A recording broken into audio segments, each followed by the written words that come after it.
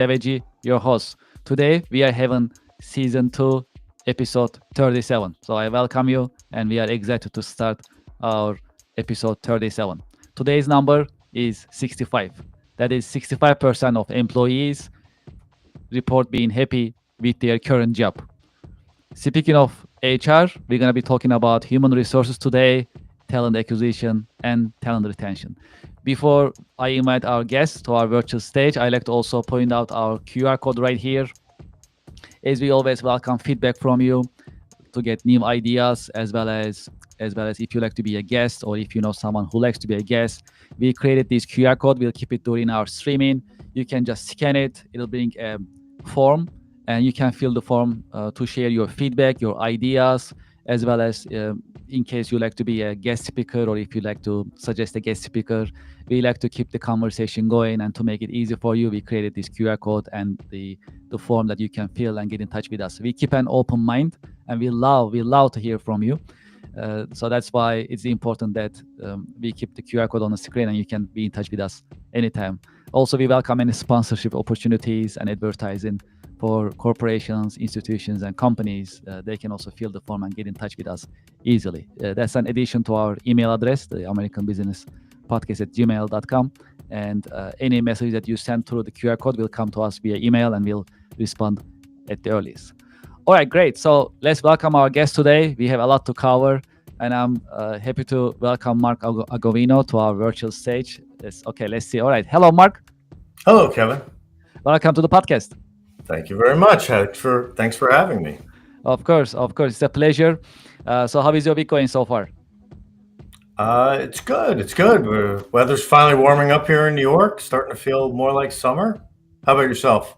Good. It's actually pretty good. Yesterday, I had a chance to join an event called Hangar Fest in Long Island area of New York. So it was actually pretty cool. That's a actual networking event that they actually organized at a hangar. So you actually network right next to airplanes, and they also brought some exotic cars. So that was a pretty cool event. So I had a good time, and I made great connections. So far the week is going so well. So far so good. So no complaints. Nice. That over at Republic Airport? Yes, actually. Oh yeah. Let me think. Actually, right next to the MacArthur Airport in MacArthur. Ronkonkoma. Okay, great. Yeah. So yeah, that was actually pretty happening. So I think that's their second season, I believe, as a hangar phase. It was actually pretty good. So it's getting better. Okay. All right, sounds good. Great. Yeah, well, let's get started. We have a lot to cover, and we love to hear from you today. So as a start, would you please introduce yourself and your company to our audience and to our listeners? Sure, no problem. So my name is Mark Agavino. My company is called Onboard TAC. It's talent acquisition consulting.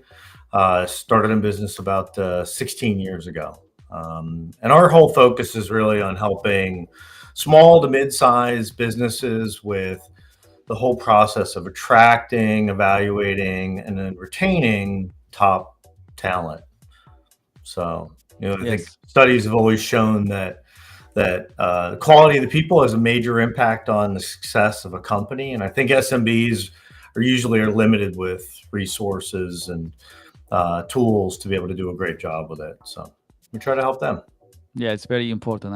I speak with small and mid-sized companies all the time, as well as large organizations. The talent retention and acquisition is the biggest challenge. That's what I have been seeing. That's what I have been hearing all the time. So it is very important what you do. How did you choose your current career? I joke about this because I don't think anybody comes out of college and says, I want to be a recruiter or be in talent acquisition. And some people come out in HR and kind of gravitate into the talent acquisition side of it. I actually came from the information technology side. I managed teams and grew them, so I did a lot of hiring myself. And around 20 years ago, with the .com bust and stuff like that, I decided to kind of focus on trying to help those small to mid-sized tech companies deal with their hiring. So that's where I kind of got into it, and I've really enjoyed it. It's rewarding, part of the business. Yeah, absolutely. Can you tell us a little bit more about your work? What are the challenging and exciting parts of your work? Because you work with different companies very often in different sizes to help them for their talent retention as well as acquisition activities. So, what are the challenges and exciting parts of your work? I think one of the challenges is the fact that the industry is constantly changing, whether it's economic conditions or technology, or whatever. The call it the balance of power within between employers and employees changes all the time, right? So there are some times that I'll use a fishing analogy. You can like with bluefish in the fall, you throw a bare hook in the water, and you've got to hit immediately. But at other times, it's like fly fishing for trout, where you got to have the exact right bait and presentation, and then everything seems to be right, but the temperature of the water is off by 2 degrees and the fish doesn't bite. So it's so much more challenging. So the fact that it's constantly changing is a definite challenge. Um, Yeah. these So. days, these days it's funny because we're finding uh, a lot of companies are struggling with ghosting. They'll go through the entire interview process with somebody, make an offer, do the onboarding, and then the person doesn't show up on day one or works a week and quits. That's super frustrating. Big waste of time and money. Mhm, mhm. Yeah, I can imagine. Um, is there a way to spot this type of behavior early on during the process, you will say? Yeah, I think it starts with the really all the way at the job description stage and understanding your corporate culture and the values that you're going to require in somebody, right? So that cultural part of the interviewing stems from that.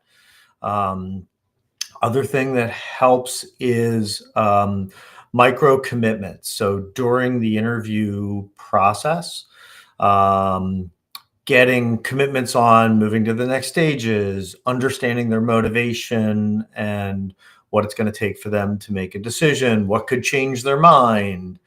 Too many companies don't dig deep enough, peel back the onion, if you will. And then during onboarding, or in between kind of an offer and day one, assign a buddy, assign a mentor within the company that's going to help guide them in. The human connection, the relationship matters a lot. I think what we're finding is the commitment. If it's just, we think that the candidates may be accepting multiple job offers, and then they're kind of taking the best offer at the end.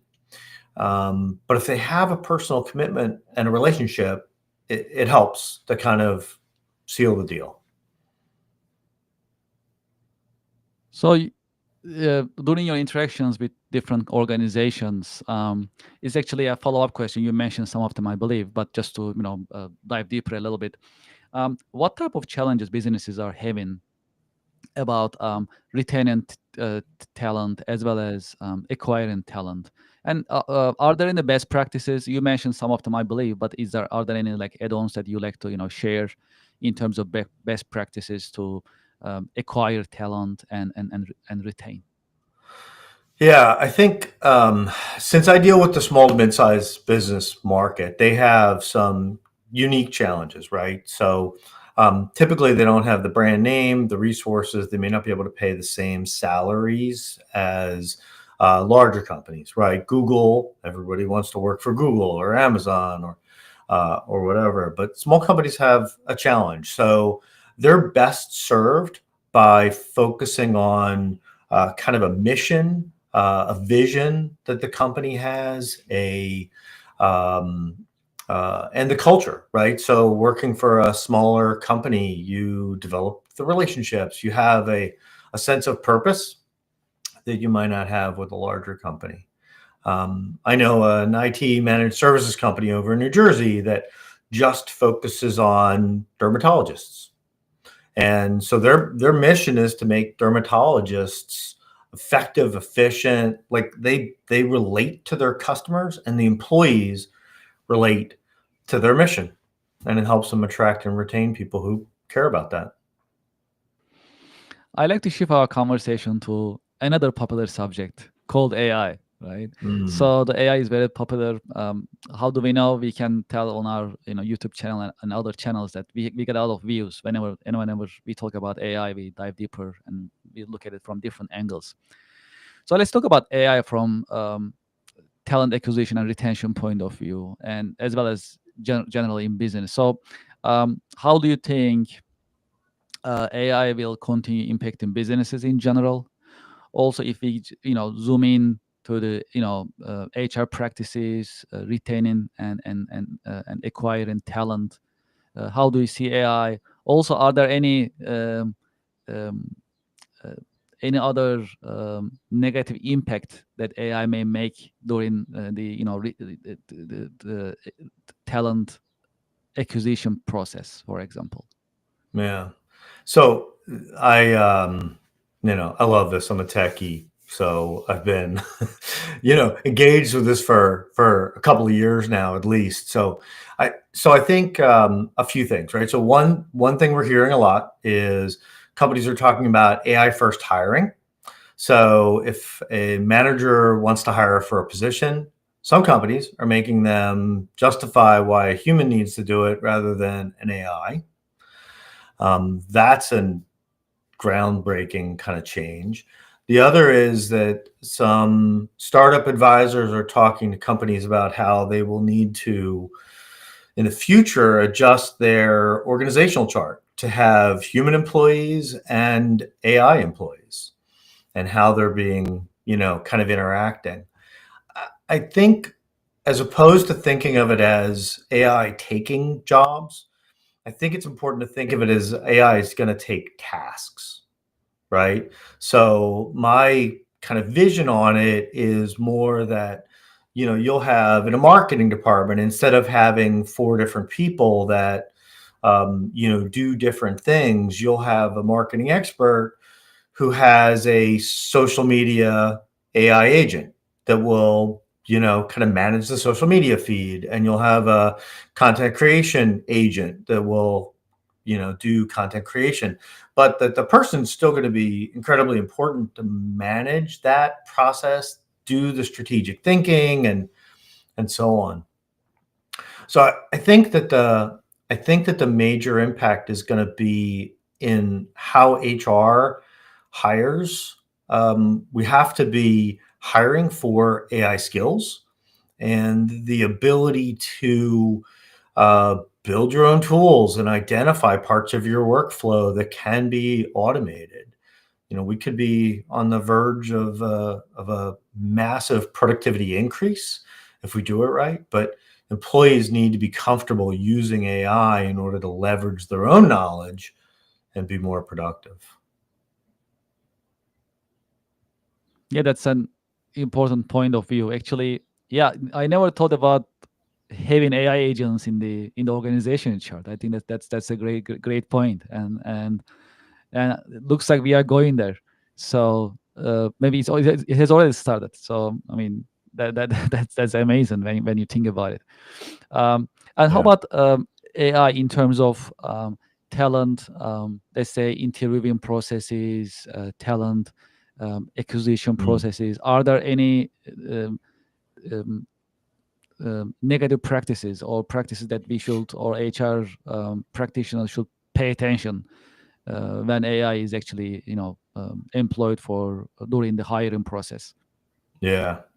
Yeah. So, I guess one of the great things about AI is it can kind of expand our knowledge, but we are seeing more companies concerned about candidates gaming the system. There's a few tools out there that candidates can use to have a separate screen that kind of feeds them answers to questions in real time. And I suppose in some ways it's good to understand that your candidates can use AI, but you do need to, make sure you're evaluating the real person. I mean, we've even had a publicized incident of somebody using a deepfake video to change their face while they were on camera. Unbelievable. Yeah, and Unbelievable. there's North Korea, applying for jobs with fake resumes and just trying to get intel on an organization. So there's some interesting challenges. HR departments need to be wary of these things. Is there a way to prevent these from happening during the hiring process? Yeah, so a lot of times it happens with remote employees. Mhm. So companies are moving to final interviews in person, for example, or um, fewer kind of remote coding tests, right? Go develop this thing for me and we'll look at it instead, asking the person to kind of walk them through their thought process about how they would develop an app, for example. So, yeah, there's and they're developing some kind of anti scamming, detection of Mm. an AI on the back end kind of tools, but they're not too widespread yet. I like to shift our conversation towards role models a little bit. You have decades of experience, and have you had any role models that you can share with us? Yeah, so I actually think that Reid Hoffman, who's one of the co-founders of LinkedIn, is an interesting role model. He's been a proponent for kind of an idea of a permanent beta release philosophy, if you will, which really is related to continuous learning and kind of incremental improvement, both in our personal lives and in our business. He's also been somebody who's talked a lot about the importance of talent and humans in an organization and their value to the success. Um, and on top of that, he's also been a proponent for ethics in AI, which is something that's probably not talked about nearly enough. Yeah, that's a great point. During your career journey, what type of lessons learned that you actually managed to gain and you can share with us in this podcast? Yeah, I think self-awareness or mindfulness has helped me um, recognize, since I deal with people all the time, right? And so understanding that, um, you have, it's, how do you put it? It's not easy to kind of understand a person's motivations or feelings or things like that until you can kind of put yourself in their shoes. So the ability to ask questions, be curious, and then listen for understanding, not listen to respond, but listen to understand, is a superpower that too many people don't have, and it really helps both in business and in just interaction with people, evaluating talent. Yeah, that's a great point. Um, what are your biggest passions and interests outside of work?